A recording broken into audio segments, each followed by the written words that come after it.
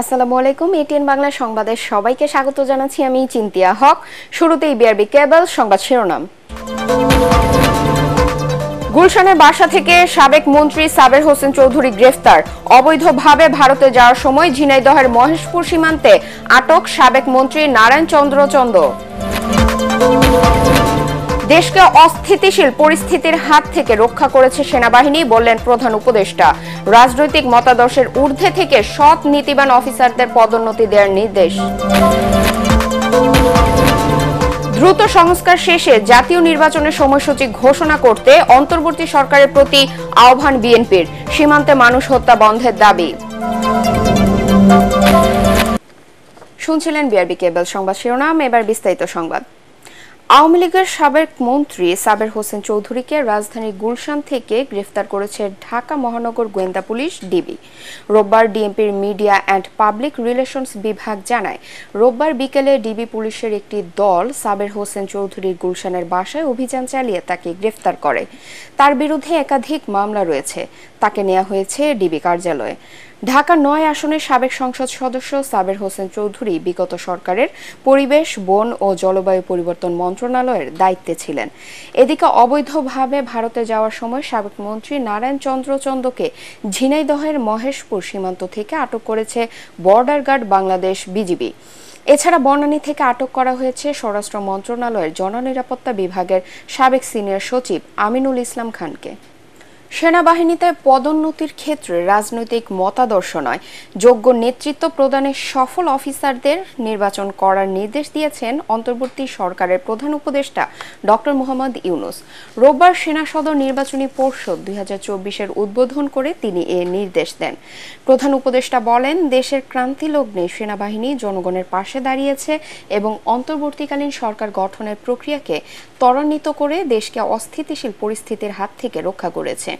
পদোন্নতির ক্ষেত্রে অফিসারদের পেশাগত দক্ষতা, নেতৃত্বের গুণাবলী, শৃঙ্খলা, মান, সততা, বিশ্বস্ততা ও আনুগত্যের ওপর জোর দিতে নির্বাচনী পর্ষদের সদস্যদের নির্দেশ দেন প্রধান উপদেষ্টা। সভার শুরুতে জুলাই-আগস্টে বৈষম্য বিরোধী ছাত্র আন্দোলনে নিহত ও মহান স্বাধীনতা যুদ্ধে সশস্ত্র বাহিনীর শহীদ সেনানীদের স্মরণ করেন ডক্টর ইউনূস। প্রথম পর্বের পদোন্নতি পর্ষদে সেনাবাহিনীর কর্নেল ও লেফটেন্যান্ট কর্নেল পদবীর যোগ্য অফিসাররা পরবর্তী পদোন্নতির জন্য বিবেচিত হবেন। এর আগে ঢাকা সেনানিবাসে সেনা সদর দপ্তরে ডক্টর ইউনূসকে স্বাগত জানান বাহিনী প্রধান জেনারেল ওয়াকারুজ্জামান, প্রধান উপদেষ্টার প্রতিরক্ষা ও জাতীয় সংহতি উন্নয়ন বিষয়ক বিশেষ সহকারী চিফ অব জেনারেল স্টাফ এবং সশস্ত্র বাহিনী বিভাগের প্রিন্সিপাল স্টাফ অফিসার।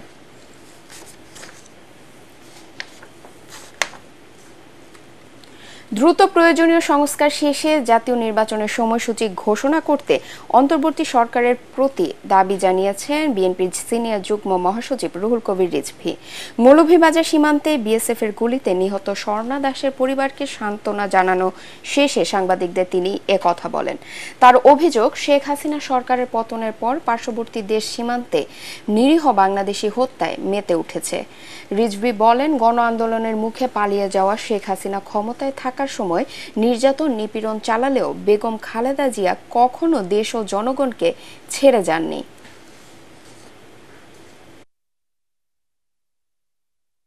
তারা ভারত বাংলাদেশ সীমান্তকে পৃথিবীর সবচাইতে রক্তাক্ত সীমান্ত, সবচাইতে সহিংস সীমান্ত, সবচাইতে মৃত্যু আর লাশের সারিতে মিছিলে পরিণত করার সীমান্ত পরিণত করেছে। আর শেখ হাসিনা কি করেছে? শেখ হাসিনা তার জোর জবরদস্তির ফ্যাসিবাদের ১৬-১৭ বছরে এত সীমান্তে হত্যা হয়েছে, কিন্তু তিনি নিশ্চয়। দেশের দক্ষিণ পূর্বাঞ্চলে এবারের বন্যায় ১৪,৪২১ কোটি টাকার ক্ষয়ক্ষতি হওয়ার তথ্য বের হয়ে এসেছে সেন্টার ফর পলিসি ডায়ালগ সিপিডির গবেষণায়। ধানমন্ডিতে সংস্থাটির কার্যালয়ে সংবাদ সম্মেলনে তথ্য জানান নির্বাহী পরিচালক ডক্টর ফাহমিদা খাতুন। সিপিডির গবেষণা পরিচালক ডক্টর খন্দকার গোলাম মুয়াজ্জেম বলেন, বন্যায় ৫৬ জনের মৃত্যু হয়েছে। বন্যার পর যে স্বল্পমেয়াদী সহায়তা দেয়া হয়েছে তা যথেষ্ট নয় বলে মনে করেন তিনি। মিজান শাহজাহানের রিপোর্ট। আগস্ট মাসে স্মরণকালের ভয়াবহ বন্যা দেখা দেয় বৃহত্তর নোয়াখালী, কুমিল্লা ও সিলেট অঞ্চলে। পানিবন্দী হয়ে পড়ে লাখ লাখ মানুষ, যা মোকাবেলায় চরম বেগ পেতে হয়েছে ডক্টর মোহাম্মদ ইউনূসের নেতৃত্বাধীন অন্তর্বর্তীকালীন সরকারকে। গেল কয়েক দশকের রেকর্ড ভাঙা এই বন্যার ক্ষয়ক্ষতি নিয়ে গবেষণা করে সিপিডি। ফলাফল তুলে ধরতে এই সংবাদ সম্মেলন। সিপিডির গবেষণা ফেলো মুনতাসির কামাল বলেন, উপকূলে মাটির বাঁধ দিয়ে পানির ঢল ঠেকানো কঠিন। সবচেয়ে বেশি আসলে ক্ষতি হয়েছে সড়ক সংক্রান্ত, ক্রপসের সবচেয়ে বেশি ক্ষতি হয়েছে। এরপরে আবাসন খাতের ক্ষতিটার কথা বলেছি। এরপরে আমাদের যে ওয়াটার, স্যানিটেশন, হেলথ এই সংক্রান্ত বিষয়টা আছে। সংস্থাটির নির্বাহী পরিচালক ডক্টর ফাহমিদা খাতুন বলেন, ক্ষয়ক্ষতির যে খতিয়ান গবেষণায় উঠে এসেছে তা পূর্ণাঙ্গ নয়, কারণ 56 জন মানুষের মৃত্যু ও বন্যার কারণে দীর্ঘমেয়াদী রোগে আক্রান্তের হিসেব আর্থিক অঙ্কে মূল্যায়ন করা যায় না। 14,421 কোটি টাকা, এটা তো একটা অঙ্ক যেগুলোতে যে সমস্ত খাতকে আমরা টাকার অঙ্কে হিসাব করতে পারি, কিন্তু তার বাইরেও কিন্তু যেগুলো রয়েছে যেগুলোকে আমরা টাকার অঙ্কে হিসাব করতে পারি না, যেমন মানুষের জীবন যখন চলে যায়। সিপিডির গবেষণা পরিচালক খন্দকার গোলাম মুয়াজ্জেম বলেন, প্রাকৃতিক বা মানবসৃষ্ট যাই হোক না কেন বাস্তবতা মেনে দুর্যোগ মোকাবেলার প্রস্তুতি নিতে হবে। এই যে ব্যক্তি খাতের ক্ষয় বাড়ছে, এই ক্ষয়ের পরিমাণ কিন্তু আগামীতে আরো বাড়বে। সুতরাং আগামী দিনে যে ধরনের দুর্যোগ সংক্রান্ত যে ধরনের সহযোগিতা আমরা চিন্তা করছি, সেই সহযোগিতা কাঠামোটিতেও পরিবর্তন আনতে হবে। শেরপুরের চলমান বন্যা নিয়েও কথা বলেন বক্তারা। বলেন, ত্রাণ দেওয়ার পাশাপাশি প্রাণহানি ঠেকাতে না পারলে নীতি নির্ধারকদের অদূরদর্শিতার পরিচয় প্রকাশ পাবে। মিজান শাহজাহান, এটিএন বাংলা, ঢাকা। দুর্গাপূজাকে কেন্দ্র করে কোনো নিরাপত্তায় ঝুঁকি নেই বলে জানিয়েছেন স্বরাষ্ট্র উপদেষ্টা অবসরপ্রাপ্ত লেফটেন্যান্ট জেনারেল জাহাঙ্গীর আলম চৌধুরী। রমনা কালী মন্দিরের নিরাপত্তা ব্যবস্থা পরিদর্শন শেষে সাংবাদিকদের প্রশ্নের জবাবে তিনি কথা বলেন। বিগত সময়ে হিন্দু সম্প্রদায়ের উৎসবে হামলার ঘটনায় জড়িতদের আইনের আওতায় আনা হবে বলেও জানান তিনি। নির্বিঘ্নে পূজা উদযাপনে 8 দফা নির্দেশনা দিয়েছে স্বরাষ্ট্র মন্ত্রণালয়। এ সময় ডিএমপি কমিশনার মাইনুল হাসান সহ র্যাবের ঊর্ধ্বতন কর্মকর্তারা উপস্থিত ছিলেন। কোনো ধরনের নিরাপত্তা ঝুঁকি নাই, পূজা এবার নির্বিঘ্নে হবে। এই পূজা উদযাপনের জন্য আমরা সেনাবাহিনীকেও মোতায়েন করেছি, নৌবাহিনীকেও মোতায়েন করা হয়েছে, বিমান বাহিনীকেও মোতায়েন করা হয়েছে। এবার এই জন্য আপনারা কোথাও কোনো ধরনের বাধা বিপত্তি আপনারা ফেস করবেন না। প্লাস আমরা এনটিএনসির মাধ্যমে যেন কোথাও কোনো কিছু হলে যেন সাথে সাথে খবর পৌঁছে যায়, ওই ব্যবস্থা তো আমরা করেছি। ছাত্র জনতার আন্দোলনে হতাহতদের ঘটনায় করা বিভিন্ন মামলার এজাহারভুক্ত 39 আসামিকে গ্রেফতার করেছে র্যাব। বাকিদের সন্ধানেও অভিযান চলছে। রাজধানীর কাউরান বাজার র্যাব মিডিয়া সেন্টারে রাজধানী থেকে অপহৃত এক শিশুকে উদ্ধারের বিষয়ে সংবাদ সম্মেলনে এসব তথ্য জানান সংস্থাটির আইন ও গণমাধ্যম শাখার পরিচালক লেফটেন্যান্ট কর্নেল মুনিম ফেরদৌস। আওয়ামী লীগ সাধারণ সম্পাদক ওবায়দুল কাদের সহ প্রভাবশালীদের গ্রেফতারে র্যাবের ভূমিকা নিয়ে প্রশ্নের জবাবে তিনি বলেন, তাদের গ্রেফতারের চেষ্টা চলছে। কারো কাছে কোনো তথ্য থাকলে র্যাবকে দিয়ে সহযোগিতা করার আহ্বান জানান তিনি। সদরঘাট থেকে অপহৃত শিশুকে পিরোজপুরের মঠবাড়িয়া থেকে উদ্ধার করা হয়েছে বলেও জানানো হয় সংবাদ সম্মেলনে। তবে অপহরণকারীকেও এখনও গ্রেফতার করা যায়নি। চামড়া শিল্পের নানাবিধ সম্ভাবনার পাশাপাশি কিছু সমস্যাও আছে জানিয়ে তা সমাধানের আশ্বাস দিয়েছেন বাণিজ্য উপদেষ্টা ডক্টর সালেউদ্দিন আহমেদ। অর্থ মন্ত্রণালয়ের সম্মেলন কক্ষে মতবিনিময়কালে কথা বলেন তিনি। ট্যানারি স্থানান্তর করা হয়েছে সাভারে। সেখানকার পরিবেশ, অর্থায়ন এবং বিদেশে রপ্তানির ক্ষেত্রে সার্টিফিকেশন বিষয়গুলো নিয়েও আলোচনা হয়েছে মতবিনিময় সভায়।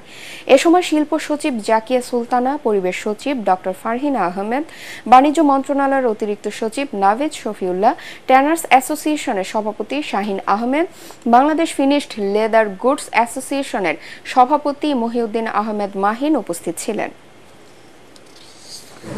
আমাদেরকে আপনারা জানেন হাজারীবাগ থেকে নিয়ে গেছিল, ধরে নিয়ে গেছিল সাভার থেকে। আমাদের এই জায়গাগুলোকেও রেড জোন দিয়ে রাখছিল। এখন আমরা ওইখানে যে ব্যবসা করতে পারি না, সিইটিভি ঠিক নাই। আগে যা বলছিল সব মিথ্যা কথা বলেছিল, কোনো অবকাঠামোই ঠিক হয় নাই। আমাদেরকে নিয়ে গেছে চামড়া শিল্প এবং চামড়াজাত দ্রব্য, ফুটওয়্যার থেকে শুরু করে সেটা সম্ভাবনা এবং এক্সপোর্ট, এটা যেন একটা বড় একটা এক্সপোর্ট এসেছে একটা হিসেবে পরিগণিত হয় সেই ব্যাপারে আলাপ করি এবং এটা সম্ভাবনা আছে এবং আমাদের যারা চামড়া শিল্পে যারা আছে তারা অভিজ্ঞতা সম্পন্ন। পার্টেক্স খেলার খবর।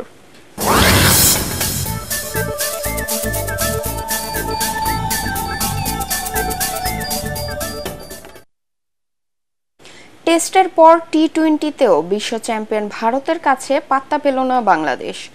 গোয়ালিয়রে সিরিজের প্রথম টি-20 ম্যাচে বাংলাদেশকে 7 উইকেটে হারিয়ে 3 ম্যাচের সিরিজে 1-0 এগিয়ে গেল তারা। 128 রানে জয়ের টার্গেটে নেমে 3 উইকেটে 132 রান তুলে 49 বল হাতে রেখেই জয় পায় সূর্যকুমার যাদবের দল। এর আগে টসে হেরে ব্যাটিংয়ে নেমে বাংলাদেশ অল আউট হয় 127 রানে। পরাগ আরমানের রিপোর্ট।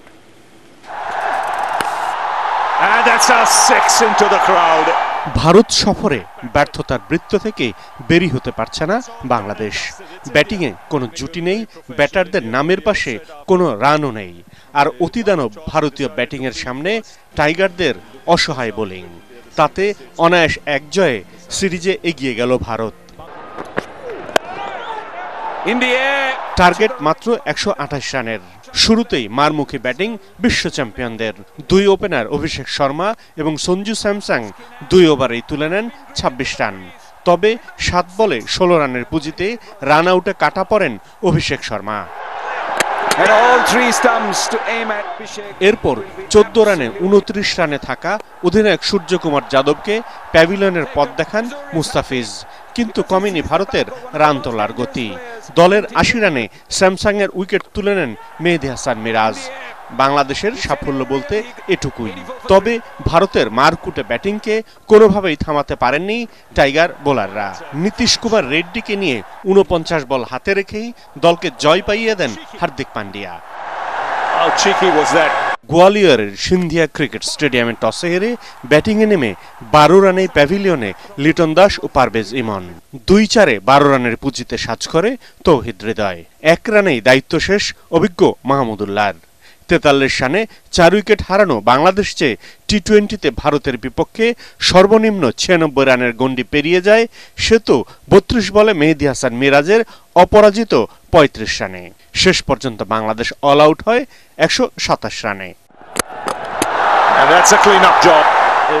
ভারতের বোলার আশদীপ সিং ও বরুণ চক্রবর্তী 3টে করে উইকেট তুলে নিয়ে নাজমুল হোসেন শান্তদের অল্প রানে থামিয়ে দেন। পরাগ আরমান, এটিএন বাংলা। ক্রীড়াঙ্গনে সংস্কারের লক্ষ্যে গঠিত সার্চ কমিটির সদস্য মেজর ইমরোজ আহমেদের বিরুদ্ধে নানা অভিযোগের প্রতিবাদ জানিয়েছেন সাবেক হকি খেলোয়াড় এবং সংগঠকরা। জাতীয় ক্রীড়া পরিষদের সামনে আয়োজিত এক মানববন্ধনে অংশ নেন তারা। এর আগে বৃহস্পতিবার সাবেক খেলোয়াড় সংগঠক ও সমর্থকদের ব্যানারে আরেকটি অংশ অভিযোগ করে মেজর ইমরোজ একটি দলের রাজনীতির সাথে সম্পৃক্ত, তাই তাকে কমিটি থেকে সরাতে হবে। রিপোর্ট করছেন এস.এম. আশরাফ। মাঠে খেলা নেই, তবে বাইরে পক্ষ বিপক্ষে কর্মকাণ্ডের তীব্র প্রতিদ্বন্দ্বিতা। কদিন আগেই একই স্থানে হকি খেলোয়াড় কল্যাণ সমিতির সভাপতি রাসেল খান বাপ্পির নেতৃত্বে কয়েকজন দাঁড়িয়ে বলেছিলেন হকির মত বিনিময় অনুষ্ঠানে মেজর ইমরোজ এমন কয়েকজনকে ডেকেছেন যা পক্ষপাতমূলক মনে হয়েছে তাদের কাছে। যদিও এই অভিযোগ প্রত্যাখ্যান করা হয় মানববন্ধন থেকে। বাংলাদেশের অনেক বড় বড় টুর্নামেন্ট সে অর্গানাইজ করছে, এটাতে কোনো সন্দেহ নাই। এবং এই যে মিথ্যা বানোয়াটভাবে যে ইমরোজের বদনাম করলো, এটা তো আমরা মেনে নিতে পারবো না। আমরা সরকারের নিকট দৃষ্টি আকর্ষণ করে দাবি জানাচ্ছি, এই ন্যাক্কারজনক কর্মকাণ্ডে লিপ্ত তাদের বিরুদ্ধে কঠোর ব্যবস্থা নেওয়া হোক। মুষ্টিমেয় 7-8 জন লোকের জন্য আজকে হকি কলঙ্কিত। আমরা তাদের যে করেছে তার ধিক্কার জানাই এবং তীব্র প্রতিবাদ জানাই। সাবেক খেলোয়াড়রা বলছেন সার্চ কমিটির সভায় আমন্ত্রণ জানানো হয় মামুনুর রশিদ, রফিকুল ইসলাম কামালদের, যা প্রতিপক্ষ শিবির মানতে পারছে না। সার্চ কমিটি গঠন করা হয়েছে আরও আগে। যদি তাদের মেজর ইমরোজের বিরুদ্ধে তাদের যদি কোনো দাবি দাওয়া থাকতেই পারতো, তাহলে তারা এই দাবিটা আগে করতে পারতেন। কেন গত 2-3 দিন আগে তারা করলেন? তার বিরুদ্ধে যে ধরনের অপপ্রচার করা হয়েছে এবং মিথ্যা অপবাদ দেওয়া হয়েছে, আমরা এটার হকি পরিবার, বাংলাদেশের সকল হকি খেলোয়াড় সংগঠকের পক্ষ থেকে তীব্র প্রতিবাদ এবং নিন্দা জ্ঞাপন করছি। মানববন্ধন শেষে ক্রীড়া উপদেষ্টা বরাবর স্মারকলিপি তুলে দেন সাবেক ও বর্তমান খেলোয়াড়দের বড় একটি অংশ। এস.এম. আশরাফ, এটিএন বাংলা, ঢাকা। শেষ করার আগে বিআরবি কেবল সংবাদ শিরোনাম আরেকবার। গুলশানের বাসা থেকে সাবেক মন্ত্রী সাবের হোসেন চৌধুরী গ্রেফতার। অবৈধভাবে ভারতে যাওয়ার সময় ঝিনাইদহের মহেশপুর সীমান্তে আটক সাবেক মন্ত্রী নারায়ণ চন্দ্র চন্দ। দেশকে অস্থিতিশীল পরিস্থিতির হাত থেকে রক্ষা করেছে সেনাবাহিনী, বললেন প্রধান উপদেষ্টা। রাজনৈতিক মতাদর্শের ঊর্ধ্বে থেকে সৎ নীতিবান অফিসারদের পদোন্নতি দেওয়ার নির্দেশ। দ্রুত সংস্কার শেষে জাতীয় নির্বাচনের সময়সূচি ঘোষণা করতে অন্তর্বর্তী সরকারের প্রতি আহ্বান বিএনপির। সীমান্তে মানুষ হত্যা বন্ধের দাবি। এবং এবারের বন্যায় 14,421 কোটি টাকার ক্ষয়ক্ষতি, সিপিডির তথ্য। প্রবল বৃষ্টি ও পাহাড়ি ঢলে শেরপুর ও জামালপুরে নতুন করে বন্যা। পরবর্তী সংবাদ দেখার আমন্ত্রণ জানিয়ে এখনকার মতো শেষ করছি। এটিএন বাংলা সংবাদ ইউটিউবে দেখতে ব্রাউজ করুন youtube/ATN Bangla News। ধন্যবাদ সবাইকে।